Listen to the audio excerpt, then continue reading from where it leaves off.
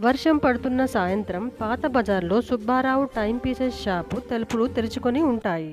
ఆదిత్య తను ఒక పాత గడియారం కొనాలని వచ్చాడు. ఈ షాపులో వందల గడియారాలు టిక్ టిక్ అని సౌండ్ చేస్తూ ఉన్నాయి. సుబ్బారావు ఒక ప్రత్యేక గడియారం చూపించాడు. అది బంగారు వెలుగులతో మెరుస్తూ కనిపిస్తుంది. గడియారం తీసుకున్న క్షణంలో ఆదిత్య చెవుల్లో సమయం నీది కాదు, కానీ ఇప్పుడు నీ స్వాధీనంలో ఉంది అనే శబ్దం వినిపించింది. ఇంటికి వెళ్ళి గడియారాన్ని నడిపాడు. ఆ గడియారం తిప్పగానే బయట కదలికలు ఆగిపోయాయి.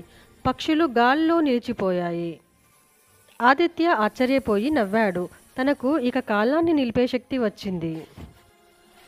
అతను వీధిలో ఆగిపోయిన ప్రజలపై చిన్న చిన్న ఆటలు ఆడాడు. తన తాత గుండెపోటుతో పడిపోయిన రోజు గుర్తుకొచ్చింది. ఇప్పుడు సమయాన్ని ఆపి కాపాడుతాను అని అనుకున్నాడు. తాత పడిపోతున్నప్పుడు గడియారం తిప్పాడు. సమయం ఆగిపోయింది. మందు పోశాడు. నీరు కూడా ఇచ్చాడు. గడియారం మళ్ళీ తిప్పగానే తాత మెల్లగా కదిలాడు. జీవం తిరిగి వచ్చింది.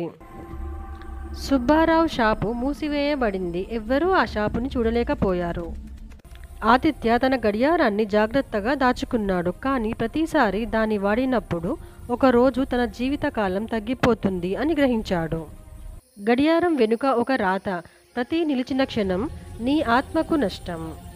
అతను దాన్ని వాడకూడదు అని నిర్ణయించాడు. కానీ మనసులో ఎక్కడో ఇంకా ఒకసారి అనే ఆకర్షణ ఉంది.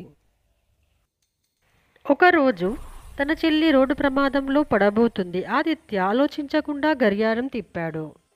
ఆమెను కాపాడాడు. కానీ గడియారం వెలుతురు తగ్గిపోయింది. అతని ప్రాణం తగ్గిపోతుందని తెలిసింది.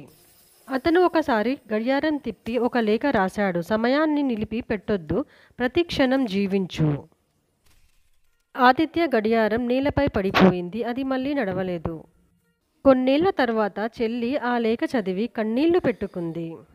గడియారం చప్పుడు మెల్లగా వినిపించింది. సమయం నడుస్తుంది, జీవితం కూడా అలాగే సాగాలి.